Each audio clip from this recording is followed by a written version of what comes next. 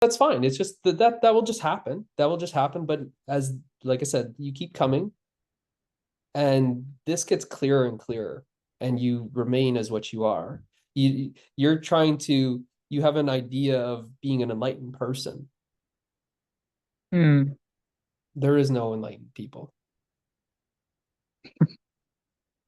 I'm not an enlightened person. There's no enlightened person.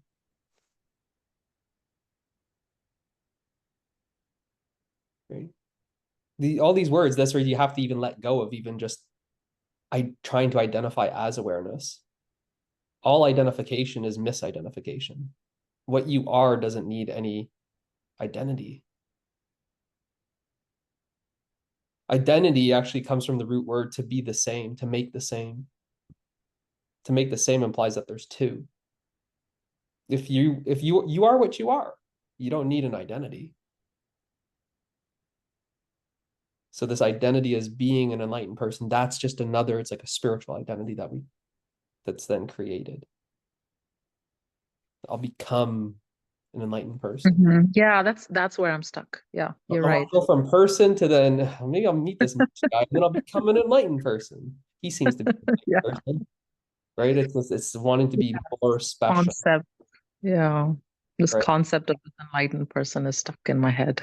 Yeah, yeah. That's kind of the problem when there's like a lot of like spiritual seeking for, you said like for years. Did you say 2000 Mhm.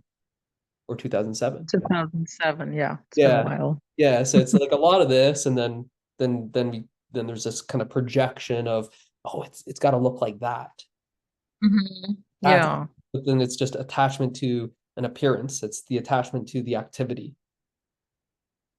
right? And that's where the identification is. We're identified with our activity. We're identified with our appearance. But what Right. And it's you are just is want to not. be free, right? It's like I'm trying to like understand, okay, this is what it is to be free. You know, this is how you feel, this is how you experience, this is how you live, this is how you talk, this is how you breathe. You know, and it's not that I want to like it's not like But why you would know, oh I, that sounds silly though? So you're saying I want to be free, and this is how you do things. well, in the sense that like how do you know? How do you know if so, like if you're free or not, right? So if you're not free, you're gonna be, you know, you're gonna be like affected by things, and you're gonna be like things are gonna bother you, and you're gonna behave in a certain way. You're gonna be really like attached, right? But if you're free, then it's you're kind of in this you're kind of like free flowing, right? And you're not things are just you're not affected by things, and you know you're living a perfect life, and Yeah, but like um, freedom is the freedom from those like shoulds and shouldn'ts.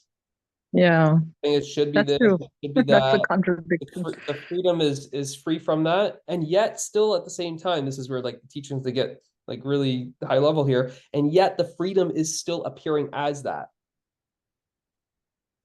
Hmm. You are the freedom that's appearing as a concha that's trying to be more free. You're that free. You're so free that you're imagining yourself, you're imagining an activity of an appearance that's trying to become more free. That's how free you are. Right. The freedom is unconditional. If it was conditional, that would be a limitation. A condition is a limitation. If there's a limit, then it's not freedom. Right. So how do I know like how do you know you're free versus you're not free? When Or that is this when that question doesn't arise. When that question doesn't arise. And that's why I said you establish yourself as freedom. Freedom is what you are. yeah.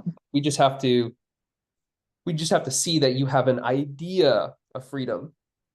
I'll post it, I think, later tonight, but kind of went into this with someone on Monday's call regarding happiness. It's all the same that we have an idea of what happiness is. We have an idea of what love Mhm. is. We have an idea of what peace is. We have an idea of what freedom is. And the only thing that's preventing us from experiencing that happiness, that love, that peace, that freedom is our idea of what those are. Mm-hmm. because what those are is actually what you are.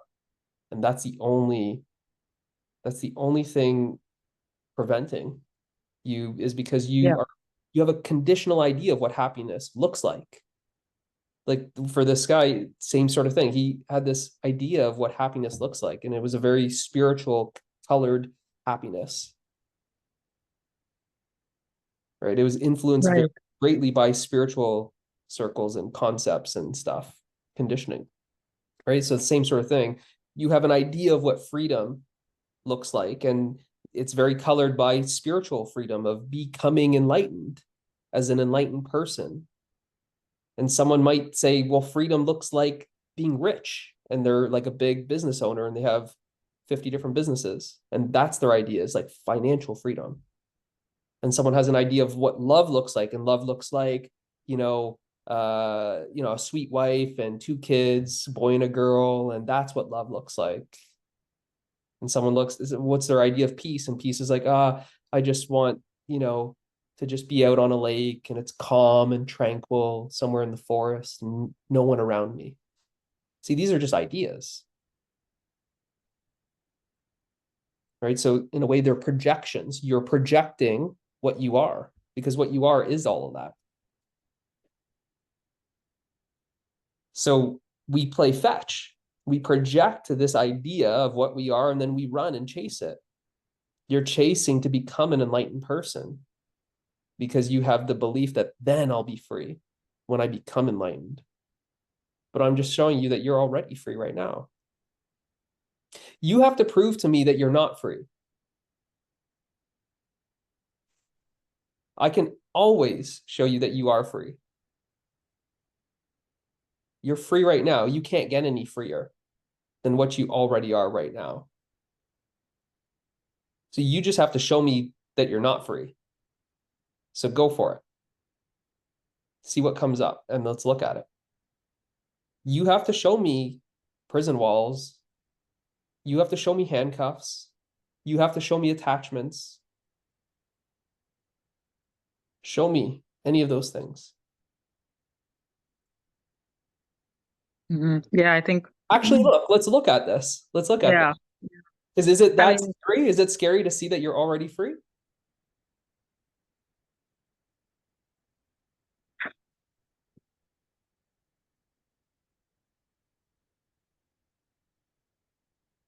it's the mind doesn't want to accept it.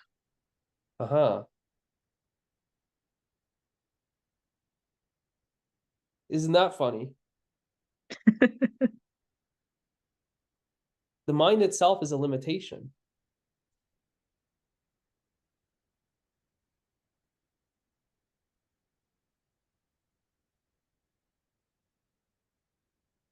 You said the mind doesn't want to accept it.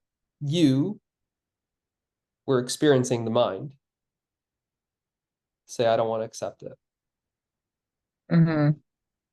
Now, that which is experiencing that limitation called the mind, that limited activity, that limited appearance, you check to see, do you have any limits?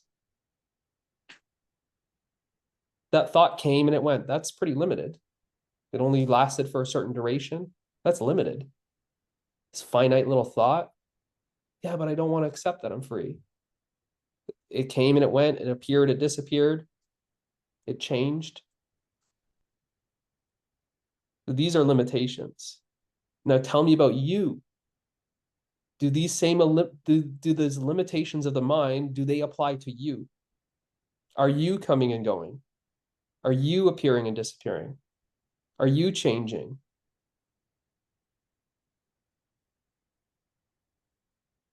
That's what I mean. There's your proof. You are the Yeah, proof. it's like